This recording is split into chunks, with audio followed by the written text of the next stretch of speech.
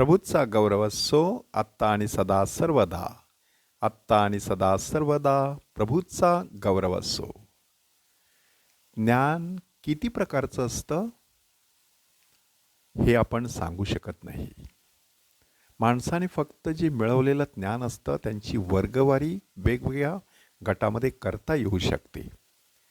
भौतिक ज्ञान, व्यावहारिक ज्ञान, धार्मिक ज्ञान, कायदेविषयक ज्ञान, निसर्गाविषयी ज्ञान, भावनांविषयीचं ज्ञान, साहित्याविषयीचं ज्ञान, इतिहासाविषयी, भूगोलाविषयी, नागरिकशास्त्राविषयी, तंत्रज्ञानाविषयी, विज्ञानाविषयी ह्या सगळ्या क्षेत्रामध्ये ज्ञान मिळवता येते.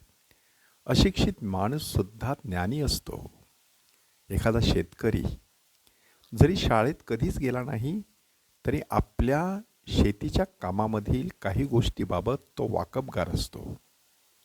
त्यामध्ये त्याचा हात कोणी धरू शकत नाही की एखाद्या फुलझाडाला किती पाणी द्यायचं, एखाद्या शेताची मशागत कधी करायची, कशी करायची, ह्याच्यासाठी तो शाळेत जाऊन पुस्तकं वाचत नसतो.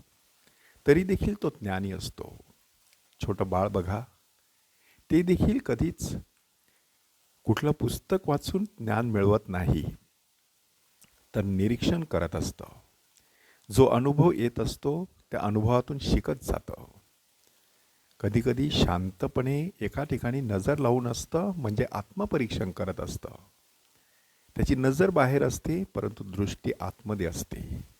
कारण आतमध्ये ज्ञानाचा झरा वाहता असतो, अगदी माणसाच्या गर्भधारणेच्या पहिल्या क्षणापासून मरेपर्यंत.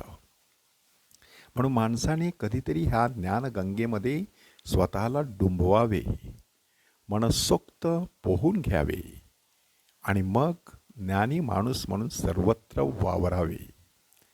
विद्वान सर्वत्र पूज्यते, विद्या विनयन शोभते, अशा प्रकारची संस्कृत सुभाषितं किंवा श्लोक आहेत.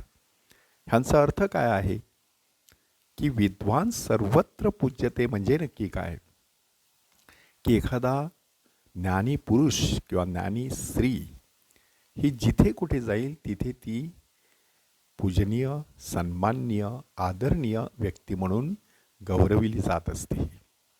त्यासाठी एका विशिष्ट ठिकाणीच त्या व्यक्तीने राहावं असं नसतं. येशू जिथे गेला तिथे त्याला ज्ञानाचे वेगवेगळे पैलू त्याने लोकांना उलगडून दाखवले. आजच्या वाचनामध्ये आणि आजच्या प्रतिसाद स्तोत्रामध्ये आणि त्याचबरोबर आजच्या शुभवर्तमानामध्ये ह्या ज्ञानाचे वेगवेगळे कंगोरे आपल्यासमोर सादर करण्यात आलेले आहेत. पहिला कंगोरा आहे यशया संदेष्ट्याचं ज्ञान. तो म्हणतो, सागर जसा जलपूर्ण आहे तशी परमेश्वराच्या ज्ञानाने पृथ्वी परिपूर्ण होईल. आणि जेव्हा ती परिपूर्ण होईल तेव्हा कोणतं चित्र दिसेल ते यशया संदेष्टाने आपल्यासमोर उलगडून सांगितलेलं आहे. लांडगा कोकराजवळ राहील, चित्ता करडाजवळ बसेल, वासरू तरुण सिंह आणि पुष्ट बैल एकत्र राहतील.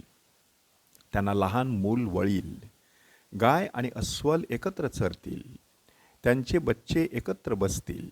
सिंह बैलाप्रमाणे कडबा खाईल, तान्हे बाळ नागाच्या बिळाजवळ खेळेल, थान तुटे मूल पुरुषाच्या बुबुळाला हात लावील. आणि परमेश्वर म्हणतो की माझ्या सगळ्या पवित्र डोंगरावर ती उपद्रव देणार नाहीत व नासधूससुद्धा करणार नाहीत. ह्या सगळ्यांचा अर्थ काय आहे की एक प्रकारे शांतीचं साम्राज्य प्रस्थापित करणारं हे ज्ञान असणार आहे. आणि तीच गोष्ट नेमकी आपल्याला प्रतिसाद स्तोत्रामध्ये वाचायला मिळते. हे स्तोत्र 72 जे आहे ते शल्मोनाचं स्तोत्र आहे. शल्मोन स्वतः एक ज्ञानी राजा होता. शल्मोनाच्या नावामध्येच शांती, कल्याण दडलेलं होतं. शालोम म्हणजे शांती. तो शांतीचा राजा कसा असणार आहे ते त्यांनी दाखवलेलं आहे.